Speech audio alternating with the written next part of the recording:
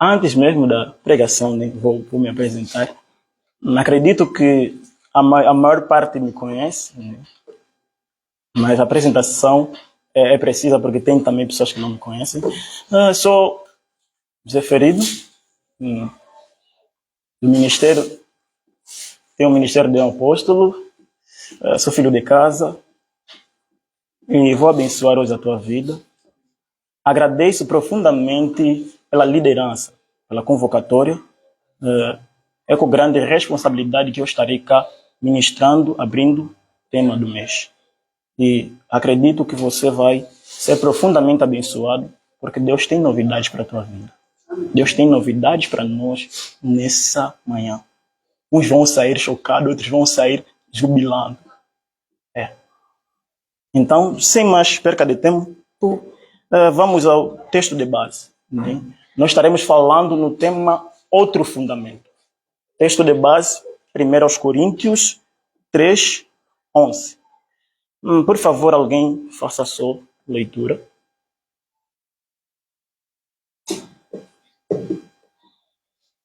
Assim diz a palavra do Senhor, 1 Coríntios 3, 11.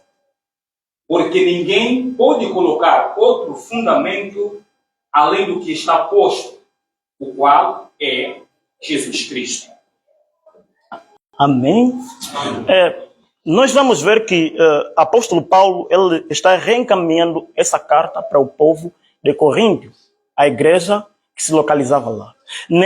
Nessa igreja, essa igreja era próspera nos dons espirituais, era próspera, a igreja ela prosperara nos dons espirituais. Só que o muito crescimento nos dons espirituais fez o povo perder o fundamento.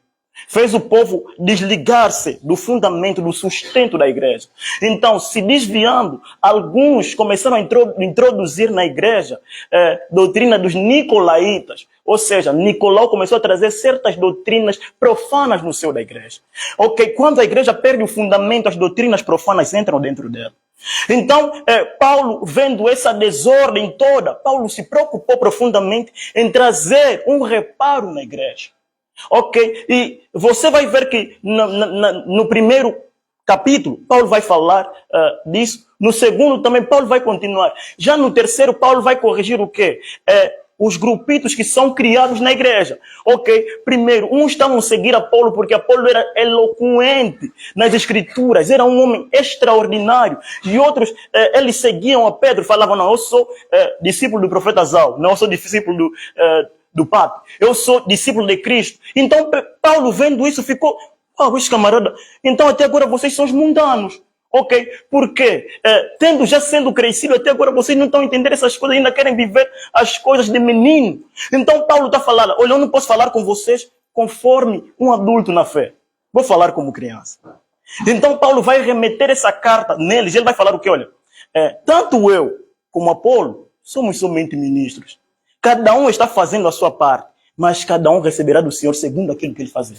Então ele vai falar o quê? Eu, como sábio arquiteto, coloquei um firme fundamento. E olha cada um como edificar nele. Ok? Quer dizer que o fundamento já está posto. Agora, quem vai edificar? Então, por isso é que Paulo vai falar o quê? Ninguém pode colocar um outro fundamento, senão o que já está posto.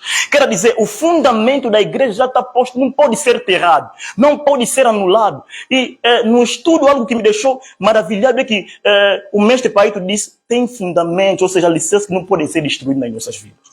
E atualmente a igreja está destruindo o alicerce dela. Porque o alicerce é que sustenta a casa. Quando nós trocamos as coisas, nosso sustento, olha, é estranho. Vejamos só que lá no livro de Zacarias 3, vamos ver que o sumo sacerdote Josué estava diante do anjo do Senhor e Satanás vinha lhe acusando, esse camarada está em pecado. Não sei quanto mais. E aí o Senhor olha para ele e diz, esse é um tição tirado do fogo. Arrancar as vestes dele, as vestes sujas, e colocaram vestes limpas nele. Quer dizer, quando Deus te chama, ele tira-te a veste da imundícia. Por quê? Porque quando Deus nos chama, ele tem que nos despir do velho homem. Porque se Deus não nos despir do velho homem, não tem como nos vestir de santidade. Então Deus tinha que despir do velho homem a sumo sacerdote Josué. Olha, ele já era sumo sacerdote, mas estava em pecado. Ok, o problema não é a posição. Não é a posição diante dos homens. É o que você é diante de Deus. Não é a posição diante dos homens. Porque muitos podem ser líderes, estão a andar em pecado. É a posição diante de Deus. Ok, a posição diante de Deus muda todo o quadro da história. E você vai ver que depois que tiram a imundícia dele, colocam as vestes, então Deus vai falar assim: eu vou estabelecer-te no meu santuário, vou estabelecer-te na minha casa.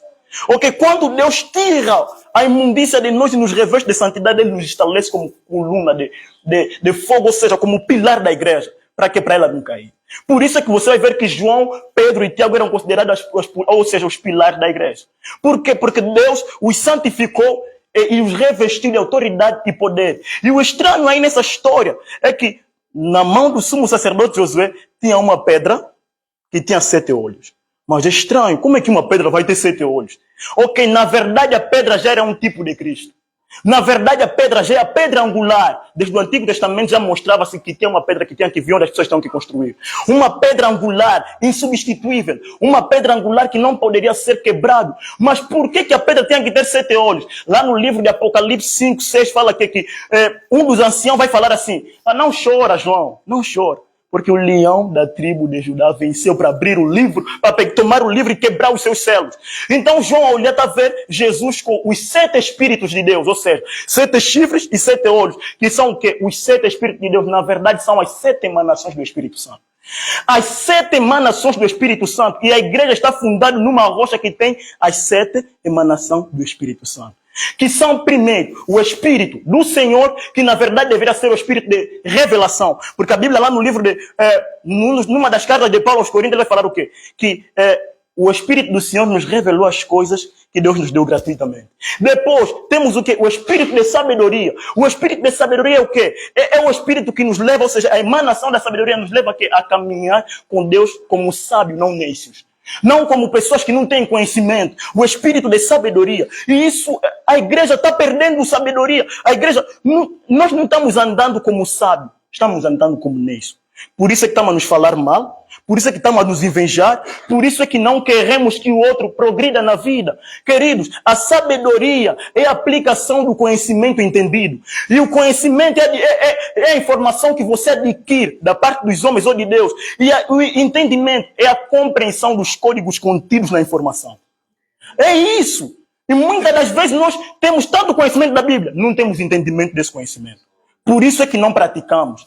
E depois disso tem o quê? Vem o quê? O espírito de inteligência. Por que é necessário um homem ser entendido, ou seja, ter inteligência? Para quê? Para ele não fazer as coisas só por fazer. Tipo, está a bater o quê?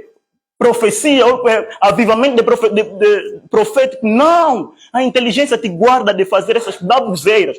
Então, depois disso, nós vamos ter o quê? O espírito de quê? De fortaleza. Paulo vai falar o quê? Nós não recebemos o espírito de escravidão para estarmos em temor. Recebemos o espírito de fortaleza, pelo qual clamamos: Abba, Pai! Paulo vai falar isso. E depois disso, você vai encontrar que tem espírito de conselho. O espírito de conselho é para quê? Para derrubar toda potestade das trevas, todo o conselho que se levanta contra o conhecimento de Cristo.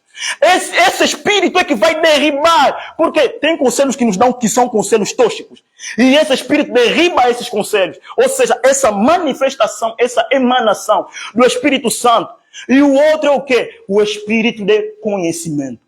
Esse espírito te dá compreensão das coisas que aconteceram lá no passado, por que as pessoas estão a fazer o que estão fazendo, para que para nós não naufragarmos na nossa caminhada com Deus. E o último é o espírito de temor do Senhor. E nossa geração tem falta de temor do Senhor. Nossa geração tem falta de temor do Senhor. Por isso é que nós colocamos até diabo no altar. Por isso é que nós colocamos coisas no altar que não tínhamos que colocar. Por isso é que nós falamos de amor, não amamos. Por isso é que nós falamos de paixão, não temos isso. Por isso é que nós falamos e as coisas não acontecem. E olha, deixa eu falar para nós, a nossa geração é a pior geração que já pisou na Terra. É uma geração deturpada, uma geração que tem muito conhecimento da palavra de Deus, pouco entendimento. Tem muito conhecimento das coisas de Deus, pouco entendimento delas. E você vai ver que a Bíblia... Por que olha, Deus é tão estratega que Ele não meteu já o espírito de temor do Senhor primeiro. Porque se Ele metesse primeiro, Nós, tipo, seria muito fácil outras coisas. Ele meteu lá no fim. Porque o espírito de temor do Senhor, lá no livro de Salmos 25, 14, fala o quê? Que o segredo do Senhor são para aqueles que o temem e o seu conserto para aqueles aí. Por quê? Quando um homem alcança o espírito de temor do Senhor, primeiro Deus começa a lhe contar segredos que nunca contou para outros homens. Depois disso, Deus lhe faz uma aliança com ele, que vai alcançar os seus descendentes. Por isso é que você vai ver que tem homens de Deus que morreram descendentes, eles não vivem aquilo que Deus prometeu na vida dele. Por quê? Porque não alcançaram o espírito de temor do Senhor. E a nossa geração tem falado, não, os nossos descendentes, querem ter que alcançar o espírito de temor do Senhor. Temos que alcançar o espírito de temor do Senhor. Porque ao alcançar isso, já tem legalidade de que Deus vai nos falar. E você vai ver que é algo muito estranho. A Bíblia vai falar o quê? Que Deus não faz nada na terra sem antes falar aos seus servos, os profetas. E todos os profetas que fizeram bem a obra de Deus tinham temor do Senhor. Agora, uma pergunta para nós aqui. Deus está fazendo muitas coisas na terra, por que não está nos falando? Deus quer fazer muitas coisas nessa geração, por que não está nos falando? O problema é, nós não temos buscado a face de Deus conforme devíamos buscar. Nós não temos nos colocado na brecha como temos que nos colocar. E, estás a ver, tem mensagens até que estão a sair do púlpito. Tem mensagens que já não rolam nos púlpitos. Já não rolam, por quê? Porque as pessoas querem ouvir 10 bênçãos de ser casado, 10 não sei mais o que, querido. Primeiro busca a vontade de Deus para a tua vida. Porque na vontade de Deus é onde está alicerçado tudo que você vai alcançar na vida.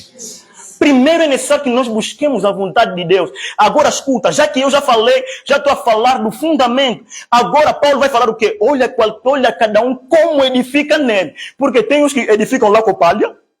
Né? Vão mesmo fazer, olha só, a rocha já está edificada. É muito estranho. A rocha está edificada com outra coisa que pode ser destruído muito facilmente. Que ao ser provado no fogo, vai queimar. Outros vão construir com pedra preciosa. E Jesus falou assim, aquele que ouve as minhas palavras e as põe em prática, vou lhe considerar como um homem que edificou. Percebes? Não é você ouvir, é colocar em prática. E apóstolo Tiago vai falar assim, não sejam somente ouvintes, mas praticantes da palavra de Deus. Porque quem somente ouve e não pratica, como alguém que se viu no espelho, depois de esquecer, ele é como? Se alguém vir lhe falar, você vai aceitar. Por quê? Porque ele não guardou a sua fisionomia, não guardou isso. Ok, e nós estamos sendo assim. Vamos nos ver no espelho, depois estamos a sair, alguém fala, o diabo vem e fala, você não é servo de Deus, se desviaste. Você não é aquilo que você prega, parou de pregar. Você não está a dar como devias dar, foi pregar outras coisas. Para quê? Para bater. Queridos, não. Nós devemos ser praticantes da palavra de Deus. Nós devemos praticar a palavra de Deus. A primeira maneira de nós edificarmos sobre a rocha é ouvir a palavra de Deus e praticar. E a segunda oração, porque a Bíblia vai falar lá no livro de 1 Coríntios 14, aquele que ora em línguas e mistério fala com Deus, edifica-se a si mesmo. E vamos ver que Juras vai falar o quê? Orai em todo momento no Espírito Santo para a edificação da vossa fé. Você consegue notar isso? Por que nós já não temos orado? Não, eu só oro 2 minutos. Tá bom, continua a orar 2 minutos. E vais ver onde vais parar. Porque a oração é crucial. Olha, descartar a oração, olha, é muito crucial para um cristão. Descartar a oração é muito crucial para um cristão. Descartar a palavra de Deus é mais crucial ainda. E você vai ver que Davi, ou seja, um dos salmistas vai falar o quê? Lâmpada para meus pés é a tua palavra e a luz do meu caminho. Quer dizer, a palavra de Deus é lâmpada para os pés dele. Que quer dizer, quando nós nos firmamos na palavra de Deus, a palavra de Deus é que conduz os nossos passos. Quando nós nos firmamos na palavra de Deus, ela é que conduz os nossos passos. Não nós que nos conduzimos a nós mesmos. E há um grande equívoco atualmente para nós, que nós só queremos o quê? Eu quero ter meu carro, quero ter casa, quero ser conhecido como um grande pregador. Querido, se quebranta primeiro. É necessário quebrantamento. É necessário que a igreja ouça coisas que vão lhe fazer refletir como ela está a andar. É necessário que nós já chega de ouvir pregações banais, pregações que vão fazer que a gente busque as coisas da terra. Porque Paulo vai falar o quê? Em tudo, amados, pensai nas coisas que são lá do alto. de onde também esperamos o nosso Senhor e Salvador Jesus Cristo. E hoje, por que a igreja é tão pobre hoje? Por quê? Porque nós buscamos muito pelas coisas terrenas e largamos as coisas do alto. E a Bíblia já vai prometer o quê? Buscai primeiro o reino de Deus e toda a sua justiça, e todas essas coisas vos serão acrescentadas. É assim, nós invertemos o quadro. Estamos buscando as coisas acrescentadas e estamos largando o que nós devemos buscar. Isso está trazendo um grande caos na igreja. Isso está trazendo trazer morte na igreja. E você vai ver o que menos preocupava a igreja primitiva é o que mais preocupa a igreja atual. Bens materiais. Por isso é que você vai ver que aqueles homens foram homens incomuns na terra.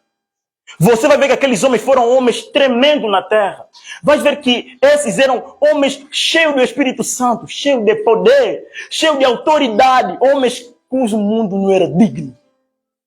E hoje nós somos homens que o mundo é digno. Porque andamos conforme o mundo. Porque caminhamos segundo os passos do mundo. Por isso é que os mundanos estão a nos ensinar a ser mundanos. É estranho que um servo de Deus, um mundano, mais tarde dá conselho de... você também é servo de Deus, não é mais fazer isso aqui. Olha, isso é estranho. Tipo, um mundano sabe que um cristão tem que andar bem. Mas você como cristão não sabe disso. É estranho que um mundano sabe que um cristão tem que ser santo. Você não sabe. Ok, depois o mundano te repreende, mas isso é estranho. Porque uma vez, lá no Cyber, eu estava assim, meu irmão Milton, e a pessoa que trabalha comigo, nós estávamos assim a conversar, e ele estava a falar certas coisas, e Paulo olhou para ele e disse, Milton, você é mesmo cristão? Eu fiquei assim parado a olhar. Vamos ver onde vai dar. Fiquei parado a olhar para eles. Disse, eu sou cristão, não sei mais o quê. Ele disse, mas você toda hora só fala de música? Não, mas não sei mais o que. Eu fiquei assim, deixa para eu não me meter nas coisas ali. Afastei. E quando eu fui sentar, Deus estava a falar para mim, vocês estão andando assim. Vocês estão se tornando mundanos e não estão dando conta. Essa geração está se tornando mundana, não está dando conta. Nós estamos nos tornando mundanos dentro da igreja. Nós temos a tendência de falar sempre, não, os fariseus, camarada, nós somos fariseus atualmente. Porque nós estamos falando coisas que nós não praticamos. Nós estamos ensinando coisas que nós até não colocamos em prática. Por quê? O que é isso, fundamento? O que é ser fundamento e alicerce de uma coisa? Nós devemos estar fundamentados aí. Por quê? Vais ver que a Bíblia vai falar o quê? Que todos cheguemos até a unidade da fé. Ao conhecimento do Filho de Deus, a varão perfeito, e à plenitude da estatura de Cristo. Olha, é estranho que Paulo vai citar as 4 últimas esferas da reina espiritual, aí nesse trecho, depois fala o quê? Para que não viemos ser levados por qualquer vento de doutrina vã. É estranho isso. Paulo está citando as últimas 4 esferas das 4 dimensões espirituais. Para quê? Para nós não sermos levados por qualquer vento de doutrina vã. Por quê? Todo homem tem que lutar por alcançar pelas 4 dimensões espirituais. Para quê? Para não perder o foco. Para não perder a vida eterna. E dificilmente se ensina sobre as 4 dimensões espirituais, dificilmente se ensina isso na nossa geração, no nosso meio. Como alcançar prosperidade financeira, querido. Deus já prometeu prosperidade financeira para ti. Faça o que Deus mandou fazer e Ele vai fazer na tua vida. O que Deus já prometeu, Ele vai cumprir. A Bíblia fala o quê? Que Deus não é homem para que minta, nem tampouco filho de homem para que se arrependa. Porventura Deus falará e não vai cumprir. Deus, Ele falou, não vai confirmar, vai. Ok, você vê que quando a Bíblia, ela vai falar das 4 últimas esferas, eu fiquei assim admirado, meu Deus, ainda falta muito para eu chegar lá. Então tem que ser joelhos dobrados, mãos levantadas, cansadas, Bíblia na mão. Para quê? Para eu não perder o foco. A Bíblia tem que estar sempre comigo. Nós devemos aprender a colocar a palavra de Deus nos nossos olhos, nos nossos ouvidos e no nosso coração. A palavra de Deus tem que estar nos nossos olhos, nos nossos ouvidos e no nosso coração. É isso que Deus falou para o povo de Israel. Primeiro, não desvie a tua palavra, não desvie os teus olhos da minha palavra. Não pare de escutar a minha palavra e não cesse de falar dela. E nós já não falamos da palavra de Deus. E a Bíblia vai falar o quê? No demais, amados, fortalecei-vos no Senhor e na força do seu poder. Falando entre vós em salmos e cânticos espirituais. Estás a ver? E nós já não falamos quando nos encontramos. Estás a ver, minha dama, não sei mais o que é bom falar da tua dama, mas não estamos a nos exortar por quê?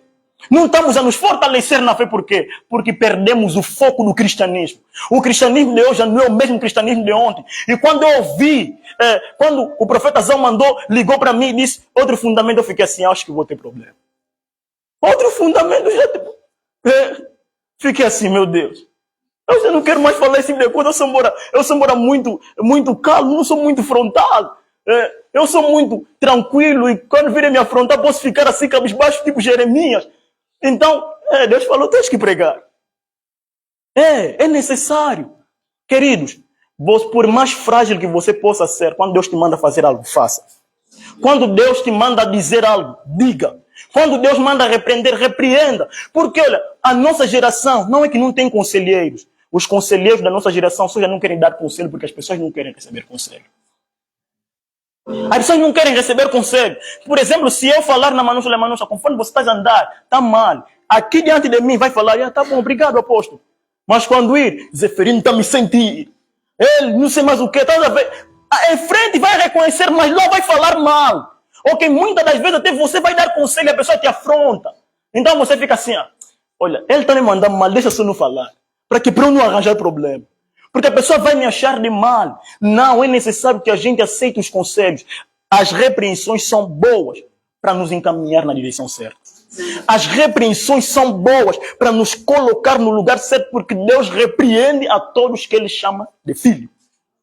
Deus é bom a repreender e nós devemos aprender a conviver com as repreensões. Nós devemos aprender a conviver com a dureza de Deus, porque nós somos tão expert a exaltar o amor de Deus e esquecemos da justiça dele. Nós somos tão expert a falar do amor de Deus, largamos a ira de Deus. Somos tão expert a falar do amor de Deus, largamos o zelo de Deus. Queridos, cuidado. Se Deus derribou uma nação toda, você acha que não pode nos derribar a nós? Porque desobedeceram a palavra dele? Você acha que não pode nos derribar a nós? É claro que Deus pode nos derribar. É claro que Deus pode nos abater. Porque a gravidade do pecado não está no ato em si, mas é com quem você pecou. Por quê? Porque Deus é santo. E quando você peca, você afronta o caráter de Deus. Você afronta um dos atributos de Deus. Então, Deus, Ele vai se afastar de ti para não ter que te punir, ou Deus te tira da presença dele. Por isso é que Deus vai falar o que? Senhor, não retire de mim o teu Espírito Santo, nem tampouco me chota da tua presença. Porque ele sabia. E hoje nós, porque não, uma vez salvo, salvo para sempre. Eu respeito o João Calvino, respeito muito, porque foi alguém muito extraordinário. Eu não estou a rebater os ensinos dele. Querido, a salvação você pode perder. Você pode perder a salvação. Nós podemos perder a nossa salvação. Porque se eventos de doutrina vãs podem nos levar. Já imaginaste a salvação? Podemos perder ela. Por isso quanto mais, irmãos, vamos nos fortalecer na fé. Vamos tirar a máscara da hipocrisia. Vamos tirar tudo que nos tira da presença de Deus. O estranho é que, estás a ver lá no livro de Êxodo 33, você vai ver que Deus vai falar assim para Moisés, olha, eu não vou ir com esse povo, porque se eu ir no meio dele, vou lhes matar. Por causa do pecado do povo. Assim, mas na vez de Adão, Deus, logo que Adão pecou, Deus sai do jardim. Que quer dizer, no lugar santo, Deus te tira. Quando você peca, estando no lugar santo, Deus te tira. Quando o povo está em pecado, Deus se retira do meio do povo. Para quê? Para não destruir o povo. Deus tirou Adão do jardim para Adão não profanar o lugar. Para Adão não pegar o fruto da vida. Para não profanar o lugar. Se retirou do meio do povo de Israel para não lhes destruir. Sabe, fez o que foi ficar fora. Então quem quer me buscar, vem aqui fora do arraial. Deus tira Adão fora do jardim, sai fora do arraial de Israel. Ok, do jardim Deus lhe tira, mas do meio do povo profano Deus sai. Vem me buscar.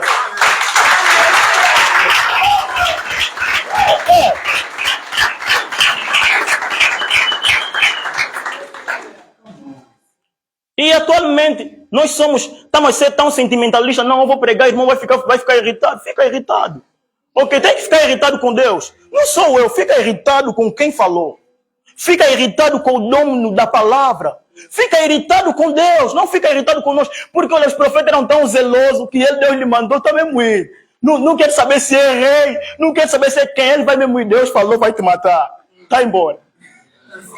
Na nossa geração, você falando João Lourenço, aquele corrupto, Deus vai te matar. Irmão da falência, camarada, quer para João Lourenço fechar igrejas. Não, olha, nenhuma entidade humana tem capacidade de tocar na igreja e sair impune. Se a igreja estiver firmado na palavra de Deus, estiver firmado em Deus, não tem como uma entidade humana tocar na igreja e sair impune. Agora, o grave problema da nossa geração, Moisés vai falar o quê? Alguém que cometer um grande pecado, ou pequeno, se não tiver duas testemunhas, não pode ser punido. O grande problema da nossa geração é que já não tem duas testemunhas na terra. Já não tem as duas testemunhas de Deus na terra. E na era dos apóstolos, as duas testemunhas estavam funcionando. Porque apóstolos vão falar assim, nós e o Espírito Santo somos testemunhas dessas coisas. Atualmente só tem uma única testemunha de Deus na terra, Espírito Santo. A igreja já não é testemunha de Cristo. Por isso é que nós não estamos vivendo grandes coisas na terra. E quando as duas testemunhas são levantadas na terra, qualquer ato de profanação, Deus pune. Qualquer ato de confronto contra a santidade de Deus, Deus vai punir. Qualquer ato, e as conversões são tantas.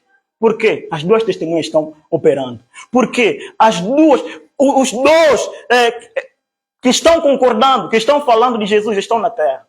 E nós já não queremos falar de Jesus. Nós já não queremos nos sacrificar para ganhar o reino de Deus. E você vai ver que os apóstolos eles eram tão dependentes do Espírito Santo, que eles não faziam nada. E vai ver sempre, era estranho, eu fiquei pensando assim, mas como é que eles vão falar assim, nós e também Espírito Santo? Então, você consegue notar, tipo, nós, Espírito Santo, chegamos a uma concordância, a partir de hoje vamos começar a falar contra o pecado. Nós, Espírito Santo, concordamos que a partir de hoje vamos pregar sobre avivamento. Nós, porque quando nós estivermos em concordância com o Espírito Santo, as coisas acontecem extraordinariamente. Porque o Espírito Santo veio para cooperar conosco. E tem que haver cooperação. Mas agora, nós já não queremos saber do Espírito Santo. Nós queremos poder. Nós queremos aparecer. Queridos, nós não devemos buscar aparecer. Quando o Espírito Santo está em nós, quando o Espírito Santo anda conosco, quando o Espírito Santo está sobre nós, acabou. A terra se curva diante de Deus. A terra se curva. Por que Pedro, depois que o Espírito Santo desceu, ele está pregando e muitas almas se converteram? Porque o Espírito Santo estava dentro. Estava com eles e estava sobre ele. O Espírito Santo estava dentro. E você vai ver que Jesus vai falar o quê? Quando o Espírito Santo vir, ele vai testemunhar de mim. Ele vai falar de mim, porque há de receber o que é meu. Ok? E os apóstolos também receberam, conforme o Pai me enviou também. Estou vos enviando. Ok? Nós temos a tendência de olhar só, não. Nós estamos numa nova era. Querido, tem ensinamentos que não podem passar. Tem ensinos que não podemos largar. Porque a igreja de Cristo tem que ser uma igreja apostólica e profética. Por quê? Porque ela está fundamentada na doutrina, ou seja, está fundamentada no fundamento dos apóstolos e profetas. Por quê? Porque uma igreja profética e apostólica. Apostólica, ou seja, apóstolo coloca fundamento, profeta dá direção. E hoje a igreja está perdendo direção, por quê? Porque esses dois ministérios não estão a fazer o trabalho deles. Porque esses dois ministérios não estão a exercer o papel como tinham que exercer. Não tem apóstolo para fundamentar a igreja na doutrina de Cristo. Por isso é que quando uma igreja começa a se levantar, já falácias, se falarem mal, apóstolo tem também que se levantar e saber o que está acontecendo. Onde é que nós erramos ao instruir esse povo? Por isso é que você vai ver que Paulo vai falar o quê? A preocupação da igreja me assola toda noite. Porque ele sabia, se a igreja está andando mal, não está lá nele, está aqui em mim. Porque eu sou o apóstolo. Se a igreja está caminhando mal, não está lá neles, está aqui no profeta. Porque a Bíblia vai falar o quê? Onde não há visão, o povo se perde. E o apóstolo é a visão da igreja, ou seja, o profeta é a visão da igreja, o apóstolo é o firmamento da igreja. Esses dois ministérios não estão trabalhando. Não estão a trabalhar como deveriam trabalhar. Por quê? Porque nós estamos seguindo o modelo do mundo. Nós estamos seguindo as coisas conforme o mundo ensina. E nós devemos nos levantar. Como profetas de Deus, como apóstolos de Deus, como evangelistas, como missionários, como qualquer coisa que Deus nos chamou. Funcione aí. Trabalhe aí. Por quê? A era apostólica terminou com a morte de João. A Bíblia não vai falar isso. A era dos profetas, Deus nunca mais vai levantar profetas. Como é que na igreja de Corinto tem amor de profetas? Deus até agora tem levantado profetas. E é necessário que a gente comece a ouvir as vozes proféticas da nossa geração. É necessário isso, que a gente comece a ouvir a voz profética. É necessário que nós nos sentemos diante dos apóstolos para aprender. É muito necessário isso. E os profetas tinham que se levantar e corrigir mesmo a igreja de Deus. Tinham que se levantar. Porque os evangelistas, os pastores, os mestres estão a fazer bem o trabalho deles. É mesmo só apóstolos e profetas. Depois, é estranho que, os apóstolos e profetas são muito estranhos atualmente. Por quê? Os profetas são sempre os do show. Né? Eles é que estão sempre a dar shows deles, são os do show. E os apóstolos distorcem a palavra de Deus para ganhar fundos imundos. Já não firmam o povo de Deus na palavra de Deus. Já não firmam, já não instruem. Ok, eu sei que isso aqui vai soar estranho, mas tem que ser dito. Amém. Tem que ser dito, está a doer, mas tem que dizer. Ok, e tem uma vez, Deus estava a falar para mim, eu estava a ler sobre uma história do Charles Finney, e depois o estranho é que lhe meteram já apóstolo dos avivamentos. Tipo, eu fiquei assim, não tinha mesmo que lhe meter profeta, apóstolo já para humilhar todos os apóstolos. Estava a ver, uau, esse camarada foi extraordinário, já? E Deus me falou, vocês não estão a fazer vosso trabalho. Vocês estão a desviar do foco. Por isso é que vocês vão ver que eles fizeram mais do que vocês. Vocês vão ver que eles tiveram mais autoridade e poder do que vocês. Mas não tinha que ser assim. Estás a ver, nós tínhamos que viver coisas maiores do que eles. Por quê? Porque o conhecimento deles, mais a experiência deles, mais nosso conhecimento e nossa experiência, iam fazer coisas maiores. Por quê? É mais fácil eu trilhar na vida quando eu já tenho uma experiência dele. Ele me passa o conhecimento dele e a experiência. Com meu conhecimento, mais minha experiência, eu vou distante. Do que você começar do zero, não tem quem te passa a informação, não tem quem te passa o conhecimento. Mas quando você já tem quem vai te instruir da forma certa, mas os teus conhecimentos você vai adquirir e as tuas experiências, você explode na vida. Mas nós não temos feito isso. Ok, a vida de oração está tão cabisbaixa. Na igreja, a vida de oração da igreja está tão cabisbaixa. Por isso é que nós... obrigado, mano. Por isso é que nós... temos sempre a desculpa de tipo, não é só muito orar. Não, é mesmo necessário orar muito. Porque você vai adquirir as coisas por meio da oração. Você vai adquirir coisas por meio da oração. Porque as coisas do alto você busca orando. As coisas do alto você busca orando. E as coisas da terra você domina orando. Por isso é que a rainha Elizabeth diz, eu não temo o exército da Escócia, eu temo as orações de John Knox. Ele disse, eu não temo esse exército aqui, eu temo John Knox. Me tiram daí, eu vou derribar essa terra. Ok, as orações são... A oração tem a tendência de mover os céus, abalar o inferno e fazer estremecer a terra. E você vai ver que Jesus, no dia da ressurreição, ele vai ressuscitar por volta lá das 3 às 6 horas. Né? E muita gente já vieram me perguntar, Zeferino, me explica ainda. Né? Que hora, qual é a melhor hora de orar? Qual é a hora mais espiritual? Qual é não sei mais o que? Muita gente também me faz essas perguntas. E às vezes fico assim, olha, não tem hora mais espiritual. Qualquer hora você pode orar e Deus vai te responder, e Deus vai falar contigo. Ou não, mas por que os antigos oravam de madrugada? Falei, ok. Né? Eles faziam isso porque quando você se isola para orar de madrugada é a hora que você espera no Senhor. Por isso é que Tiago vai falar o quê? Aquele que vigiar, se ele vigiar na primeira vez, e o Senhor vai lhe encontrar na segunda vez, vai lhe encontrar na terceira vez, Deus vai lhe recompensar. E também de madrugada, ou seja, à noite, é o momento que acontecem as maiores batalhas espirituais. Esse é o momento que acontecem maiores batalhas espirituais. Por isso é que de noite é uma hora perigosa de orar, como também uma boa hora de orar. Porque se você não estiver bem, vão te dar. Talvez se você não estiver bem, vais bazar. Não, nós temos Cristo. Sim, vais. Nós temos Cristo, nós já somos, não sei o que faz.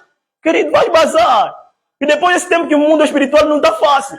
Estás a orar, acordaste, teu corpo está te doendo, Senhor, me deram. E a morrer, Senhor. Eu tenho que ligar alguém. Esse tempo está mal. Está ruim. Por quê? Por isso é que você vai ver que quando Jesus ele vai lá em Getsemane, estava a orar, quando ele volta nos discípulos e encontrou a dormir, ele disse o quê?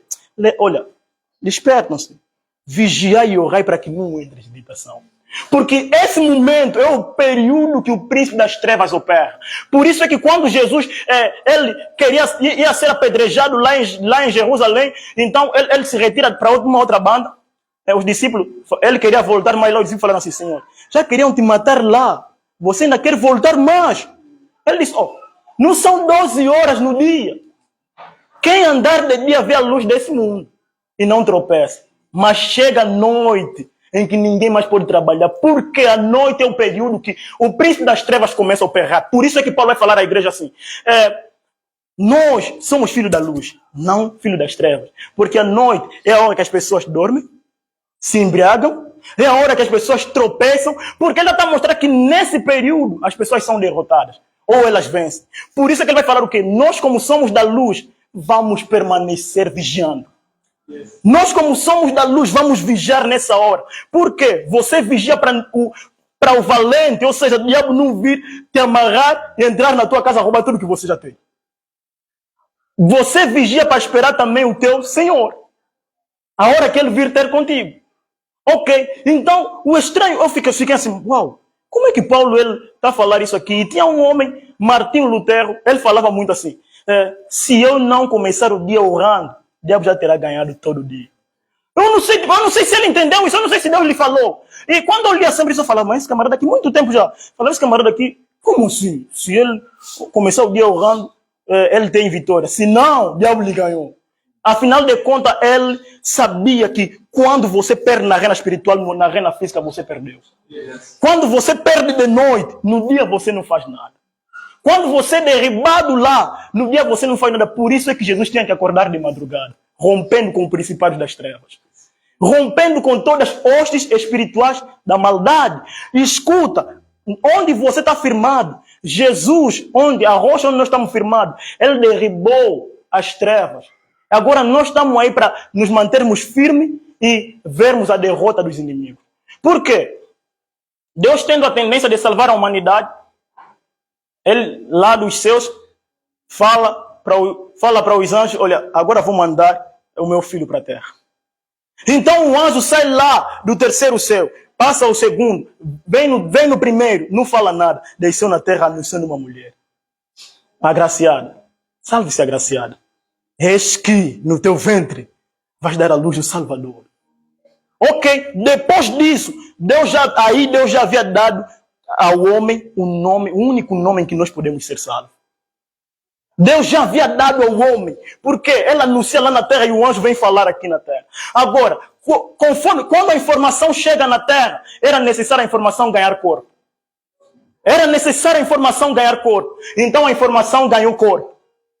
E começou a andar nas ruas de Israel.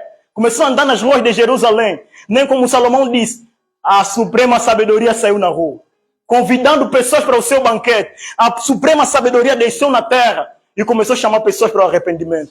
Venham, me sigam. Venham, porque eu cheguei. Mas os homens rejeitaram.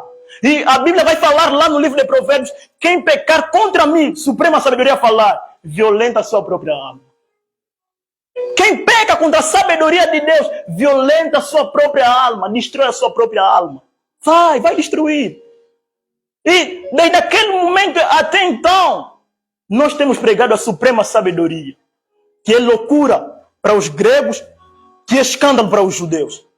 Nós temos pregado o Cristo crucificado, mas para nós é sabedoria e poder de Deus. Para nós, a crucificação é sabedoria e poder de Deus. E aí nós estamos firmados. E aí nós estamos. Essa é a nossa base. E quando a suprema sabedoria chega na terra, então o diabo começa a tentá-lo, para desviá-lo do foco, daquilo que Deus falou. Você acha que estando firmado, estando em Cristo, o diabo não vai te tentar? Vai, para te tirar do foco. Mas a tua firmeza em Deus é que vai determinar se você vai ou não. Como você está firmado em Deus é que vai determinar se você vai ou não. Ok, Jesus manteve-se íntegro. Então, os homens na terra passaram a conhecer Jesus. O Jesus de Nazaré. E aí, chega um período que os homens ficaram irritados com ele, queriam lhe matar. Então, lhe crucificaram. O pior erro que o diabo cometeu foi fazer isso. O pior erro da vida dele. Por quê? Desde o momento que Jesus morre na cruz, derriba todas as potestades das trevas. Por isso é que Paulo vai falar o quê? Ele riscou a cédula que era contra nós, expondo os principados e as potestades publicamente. Lhes destruiu lá na cruz. A primeira vitória de Jesus era lá na cruz. Aí já ele venceu as potestades das trevas. Por isso é que todo joelho no inferno se dobra diante dele. Todo joelho lá se dobra porque ele derrotou o diabo. Então, se ele não ressuscitasse, os joelhos na terra não irão se dobrar diante dele. Então, ele ressuscita. Na terra o nome foi dado. Se ele também não subisse no céu, não iria herdar o que o Pai falou para ele. Então, 40 dias depois, subiu nos céus e herdou um nome mais excelente do que o nome dos anjos. E quando ele vai e senta lá, a igreja também é transportada da terra e levado lá para sentar e governar com ele. Mas nós não estamos governando porque nós não estamos firmados em aquele que subiu nos céus e sentou-se lá. Porque se nós estivermos sentados lá, a terra vai tremer a ouvir a nossa voz. A terra vai se curvar a ouvir a nossa voz. E estranho é que Balaão, quando lhe chamam para afrontar, para amaldiçoar o povo de Israel, ele vai falar assim: eis que eu ouço no meio deles alarido de um rei. Espera, Israel não tinha rei naquele tempo? Como é que ele não viu? Na verdade, isso tinha que acontecer com o mundo. Ouço nele, no meio deles, alarido de um rei. Tinha que ouvir, os mundanos tinham que falar: não, Deus está realmente com eles. Eu ouço no meio deles a voz de Deus. Eu ouço no meio deles o rugir do leão. Eu ouço no meio deles o Senhor falando. Mas não estão falando.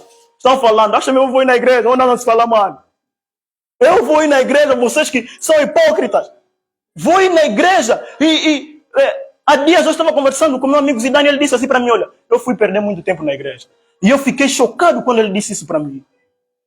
Eu olhei para ele e falei: sério que você foi perder tempo indo na igreja? Eu disse: eu perdi muito tempo. Eu ia lá à toa. E eu lhe falei: então você não acredita em Deus? Ele disse: em Deus eu acredito, mas na igreja mais não. E aquilo chocou-me. E eu queria falar com ele, fiquei assim: deixa estar. O homem perverso, 1 e 2 a demonstração, afasta-se dele. Eu fiquei chocado, fiquei me perguntando: mas o que está acontecendo? O que está acontecendo na nossa geração? Querido, nós não temos Deus no coração. Nós não temos Deus dentro de nós. Nós temos no coração as riquezas desse mundo. E Jesus adverte aos discípulos isso, né? Vigiai, para que as coisas do mundo não façam parte de vós, para vocês permanecerem em pé diante do Filho do Homem naquele dia. Então, Jesus está falando o quê? Vigiam, guardam-se. Para quê? Para que vocês não se corrompam a ponto de as coisas do mundo fazerem parte de vós, porque senão naquele dia não vão ficar em pé diante do Filho do Homem. Não vamos. É necessário pregar sobre a graça de Jesus? Sim, é necessário. Mas também é necessário falar da justiça. É muito necessário, meus queridos. Eu sei que até vai parecer estranho. Não, como é que está a pregar mensagem assim muito dura? É necessário. Eu não queria pregar esse tipo de mensagem, mas é necessário pregar. É necessário pregar porque tem que se tirar o joio do meio do trigo. Nós devemos tirar do nosso meio todo o joio. Chega de nos falar mal. Chega de apontar dedo nas pessoas. Chega de hipocrisia, falar bem do outro quando ele não está a falar mal. Chega de nós difamar os irmãos da igreja. Chega de nós queixarmos os nossos irmãos lá fora nos pecadores. Porque Paulo vai falar o quê? Se vocês, sendo cristãos, vão mais queixar outros lá nos ímpios, porventura vocês não sabem que vocês vão julgar o mundo e também os anjos? Disse: já é uma falta grande em vocês. E essa é uma grande falta no meio da igreja. Porque nós temos tendência, até tipo, nosso próximo falhou comigo, nós vamos mesmo mais lhe queixar na justiça. Mas camarada aqui, mas é cristão como você, teu irmão. Vão só na igreja e tratam isso. Ok, os problemas da igreja têm que ser tratados na igreja. Os problemas da igreja têm que ser tratados na igreja, não lá fora. Os problemas do Estado tratam-se lá no Estado. Você nunca vai ver, tipo, um problema do Estado, de repente foram tirar fora. Se alguém tirar aquilo, lhe matam.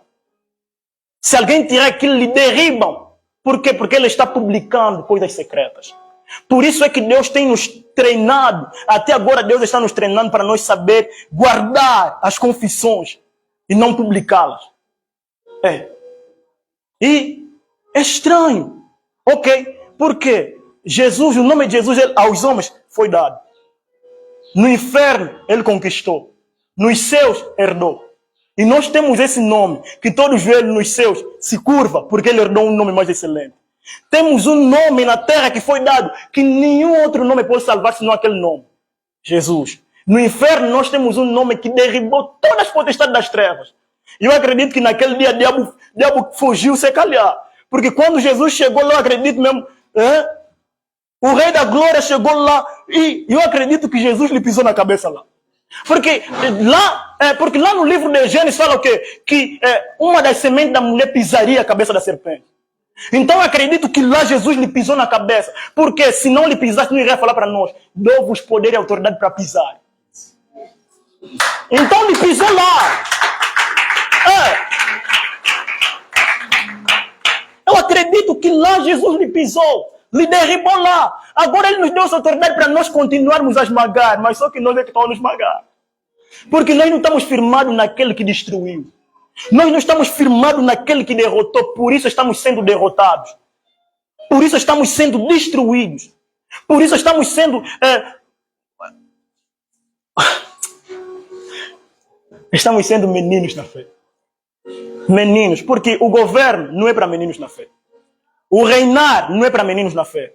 Por isso é que a Bíblia, lá no livro de Gálatas 4, Paulo vai falar do quê? Enquanto o herdeiro for menino, em nada se difere do servo. Mas ele fica debaixo de tutores e curadores, até que ele cresça, até que ele alcança, até o tempo determinado por pai, então vai começar a reinar. No reino dos céus também é assim. Enquanto você ainda é menino, tens promessas de Deus, mas tens que ficar debaixo da liderança. Tens que ficar debaixo das pessoas que vão te instruir, até que você crescer, então Deus te fala: agora eu tenho que confiar no que eu preparei para ti. Vai e faça. Então, para terminar, o estranho é que enquanto lá na cruz, Jesus, assim pendurado, ele vai falar assim: está consumado. Tetelestai. Está concluído. Acabou. E o que aconteceu? O véu se rasgou de alto a baixo. E desde aquele momento até agora, Deus saiu dentre as quatro paredes.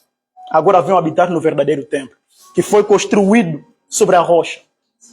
Desde aquele momento, Deus saiu, a glória de Deus saiu lá, naquelas paredes. Agora vem habitar em nós. Por isso é que a Bíblia vai falar lá no livro de Efésios 2, que nós somos, todo aquele que é bem ajustado nesse fundamento, cresce para a morada de Deus em espírito.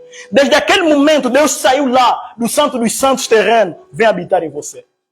Desde aquele momento, o véu rasgou-se, vem habitar em nós. Deus saiu lá daquele templo, vem habitar em nós. Agora você é morada de Deus, não mais aquelas paredes. Então, se você é morada de Deus, quem te toca, Deus lhe destrói. Porque a Bíblia fala isso. Quem te pune, Deus lhe pune. Se você não tiver em pecado, né? Quem te toca, Deus lhe toca. Quem te derriba, não viste Paulo? Está a perseguir a igreja, então o dono da igreja apareceu. Por que me persegues? Porque o templo de Deus é intocável. Os servos de Deus não podem ser tocados pela terra. Os servos de Deus não podem ser maltratados. Por isso, lá no livro de Salmos, a Bíblia vai falar o quê? Não maltrateis os meus profetas. Não humilham os meus profetas. Porque o profeta é a porta-voz de Deus na terra. O profeta é a voz de Deus na terra. E hoje o estranho é que nós temos poucas vozes proféticas na terra. Temos muitos chamados de profeta, mas poucos têm a voz profética. Por isso é que, até por causa de comida, os profetas se vendem. Por causa de dinheiro, os profetas estão se vendendo. Não é? A irmã, sabe mesmo que a irmã não é cristã, se desviou há muito tempo. Foi lá, Deus lhe falou: a irmã está andando mal. Vai lá para ele falar, lhe meteram comida, já não vai falar mais. Está a ver? Não vai falar mais. Se calou. Não vou falar mais. Está me dando comida, me trata bem. Não, os profetas eram mesmo terríveis. Me meteste comida, te dói ainda mais para saber. Meteste comida, não importa a tua comida. Pecaste, Deus vai te matar. Pode me dar comida, mas Deus vai te matar. Não viste aquele profeta jovem? Deus lhe falou: vai lá naquela terra, profetiza, não sei mais o que. Não come lá nada. Não volta no caminho que você veio. Ele estava a ir, então, outro profeta veio e falou assim: olha, volta. Deus falou, um anjo me apareceu. Disse para você voltar e comer na minha casa. Logo que ele voltou. Aí Deus falou: foste desobediente, vou te punir. E olha o estranho. Ele, depois de comer, de meter um chão, tipo, ele começou a ir.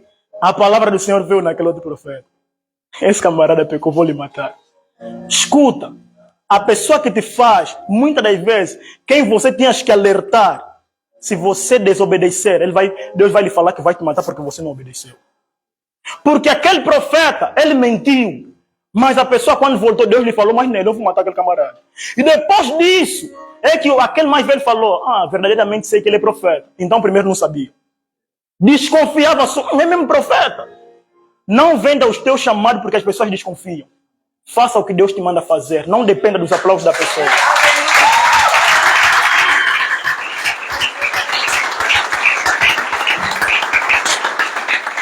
Não dependa dos aplausos da pessoa. Hoje você é a morada de Deus. Você hoje é a morada de Deus. Deus saiu lá do templo, feito por mãos humanas. Agora vão habitar no templo que Jesus fez. No templo que o verdadeiro filho de Davi construiu. Que a semente da mulher, no templo que descendente de Davi construiu. Esse templo somos nós. Esse templo é você, esse templo sou eu. Porque Jesus disse o quê? Podem destruir esse templo. Em 3 dias eu vou edificá-lo. E ele edificou esse templo em 3 dias. Por isso é que até o diabo não pode negar isso. Ele não pode refutar. A única coisa que ele pode fazer é te influenciar você a sair da presença de Deus depois para ele te derribar. Mas enquanto você permanecer aí, ninguém vai te derribar. Coloca assim em pé no nome de Jesus. Amém.